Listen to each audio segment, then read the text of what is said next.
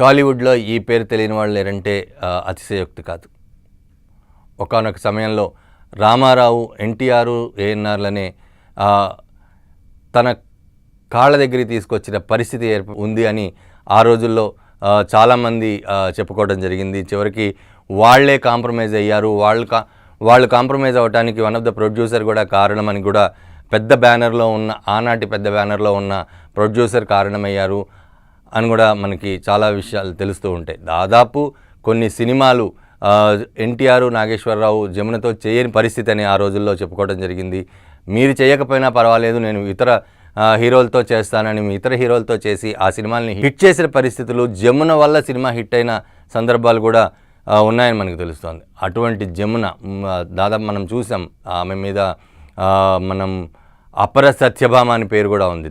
టాలీవుడ్లో ముఖ్యంగా తెలుగు సినిమాలో సత్యభామ వేషంలో ఆమె కుదిరినట్టు ఇంకెవరూ కుదరలేదని కూడా చాలామంది ఈ రోజుకి కూడా శ్రీకృష్ణ తులాభారం సినిమా వచ్చిందంటే కనుక మనం చూడొచ్చు. ఆమె జమున సత్యభామ వేషంలో తను హొయలలికించటం, ఆ యారోగెన్స్ ఏదైతే ఉందో ఆ యారోగెన్స్ చూపించడం, సత్యభామ అంటే ఇలానే ఉండేదా అన్నట్టు చూపించిన సందర్భాలు కనపడుతున్నాయి. అలాగే ఆమె ఎలా అయితే బిహేవ్ చేస్తుందో అలానే ఒక సాంగ్ కూడా ఆ రోజుల్లో రాశారు. అయితే అది ఆపోనెంట్లో రాసినట్టు తెలుస్తుంది. ముక్కు మీద కోపం నీ మొహ అనే పాట కూడా ఉంది. కరెక్ట్గా జమునకి సూట్ అయ్యే సాంగ్ అని కూడా ఆ రోజుల్లో చాలా చెప్పుకోవడం జరిగింది. ఇదంతా ఎందుకు చెప్తున్నానంటే జమున అటు సినిమాల్లోనే కాదు, ఇటు రాజకీయాల్లో కూడా తను ఏదైతే పట్టుకుందో, తను పట్టిన కుందేటికి మూడే కాళ్ళు అన్న చందంగా బిహేవ్ చేసేది. తను నిర్ణయించుకుందంటే ఎంత పెద్దవాళ్ళు చెప్పినా కూడా వినే పరిస్థితి ఉండేది.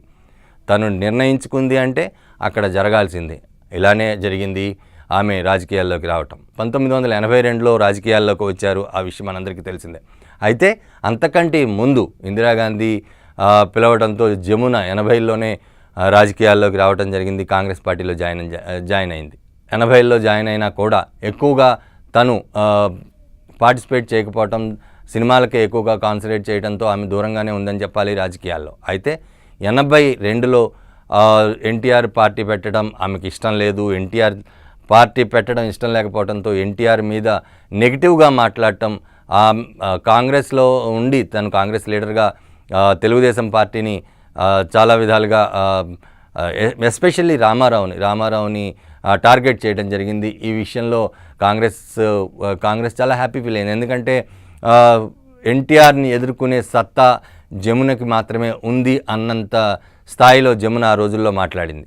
కానీ పోటీకి మాత్రం ఎక్కడా కూడా పోటీ చేయలేదు.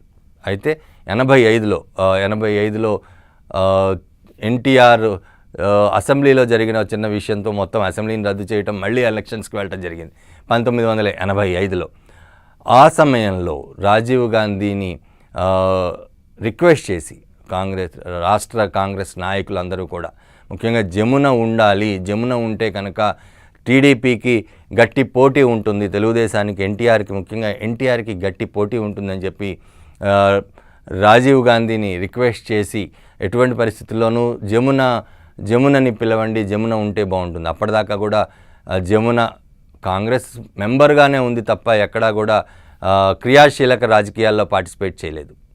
సో ఆమెను క్రియాశీలక రాజకీయాల్లోకి తీసుకురండి అని చెప్పి ఉమ్మడి రాష్ట్రంలో ఉన్న కాంగ్రెస్ నాయకులందరూ కూడా రాజీవ్ గాంధీని కోరటం జరిగింది. రాజీవ్ గాంధీ స్వయంగా వచ్చి జమునని పార్టీ క్రియాశీలకంగా ఉండాలి, అలాగే పోటీ చేయాలి అని కూడా రిక్వెస్ట్ చేయడం జరిగింది. అయితే తాను మాత్రం పోటీ చేయాలంటే తను ఎక్కడైతే నిర్ణయించుకుంటూ అక్కడే పోటీ చేస్తా తప్ప మీరు నిర్ణయించిన ప్రాంతంలో కాదు అని కండిషన్ పెట్టడం జరిగింది. దానికి రాజీవ్ గాంధీ అలాగే రాష్ట్ర నాయకులు కూడా యాక్సెప్ట్ చేశారని మనకి తెలుస్తోంది. ఆనాటి నాయకులు చాలామంది చెప్పడం జరిగింది. ముఖ్యంగా మంగళగిరి ఈరోజు మంగళగిరి అనగానే ఒక పెద్ద లోకేష్ రాష్ట్ర మంత్రిగా చేస్తున్నారు.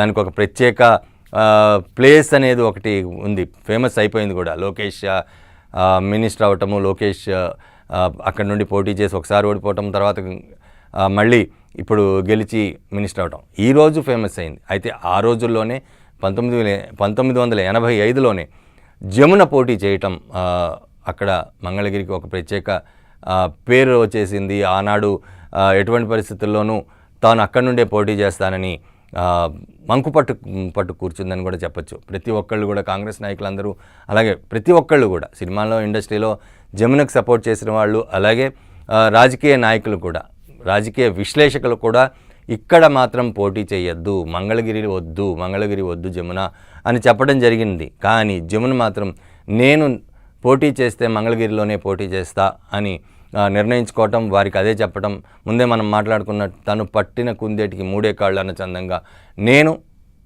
మంగళగిరిలోనే పోటీ చేస్తా అని ఫిక్స్ చేయటం, మంగళగిరిలో పోటీ చేసింది. అయితే అప్పటికే సిట్టింగ్ ఎమ్మెల్యే ఉన్నారు. సిట్టింగ్ ఎమ్మెల్యే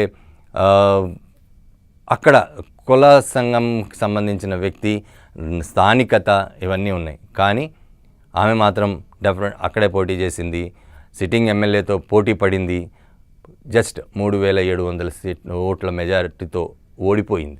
మెజారిటీతో గెలవలేదు, ఓట్ల తేడాతో ఓడిపోయింది. దాదాపు 45,000 ఓట్లు సిట్టింగ్ ఎమ్మెల్యేకి వస్తే 42,000 ఓట్లు జమునకు రావటం జరిగింది. అంతకుముందు కాంగ్రెస్ లీడర్లకు వచ్చిన దానికంటే చాలా ఎక్కువే వచ్చాయని చెప్పాలి. కానీ ఓడిపోయింది. దాని తర్వాత ప్రతి ఒక్కళ్ళు నవ్వుకున్నారు, ముందే చెప్పాము వద్దు అని. ఆనాడు పేపర్లు కూడా వద్దంటే వెళ్ళింది జమున, వద్దంటే మంగళగిరికి వెళ్ళింది జమున అని చెప్పి హెడ్లైన్స్ పెట్టి మరీ స్టోరీలు రాయడం జరిగింది. న్యూస్ పేపర్లలో కూడా ఈ వార్త రావడం జరిగింది, మంగళగిరికి వద్దంటే వెళ్ళింది జమున అని. సో అట్లా ఆ విధంగా తను ఓడిపోవడం జరిగింది. దాని తర్వాత జమున క్రియాశీలక రాజకీయాల్లో కొన్ని సంవత్సరాలు ఉందనే చెప్పాలి. 89లో మళ్ళీ ఒకసారి ఎలక్షన్స్ వచ్చాయి. ఎలక్షన్స్లో ఆమె రాజమండ్రి నుండి ఎంపీగా పోటీ చేసింది. చుండ్రు శ్రీహరి చేతిలో ఆమె ఓడిపోవటం జరిగింది రాజమండ్రి ఎంపీగా. 89లో చుండ్రు శ్రీహరితో పోటీపడి రాజమండ్రి ఎంపీగా గెలిచింది. అయితే 91లో మరోసారి పోటీ చేసి ఆమె ఓడిపోవటం, చౌదరితో పోటీ చేసింది. టీడీపీ చౌదరితో పోటీ చేసి ఆమె 91లో ఎంపీగా ఓడిపోవటం జరిగింది. దాదాపు 2 సంవత్సరాలు ఎంపీగా ఉన్న అక్కడ రాజమండ్రి పరిస్థితులను చాలా వరకు జమున తన మార్కును చూపించిందని కూడా చెప్పచ్చు. అయినప్పటికీ కూడా 91లో ఎంపీగా ఓడిపోయింది. దాని తర్వాత ఆమె క్రియాశీలక రాజకీయాల నుండి దూరమైంది. కానీ ఇప్పటికీ కూడా ఆమె ఎంపీగా చేసినా కూడా ఇప్పటికి కూడా చాలామంది వద్దంటే వెళ్ళింది మంగళగిరికి, ఓడిపోయింది అని చెప్పి జమున గురించి మాట్లాడుతూ ఉంటారు. సో జమున సినిమా రంగంలోనే కాదు, రాజకీయ రంగంలో కూడా తన మార్కు చూపించిందనే చెప్పాలి.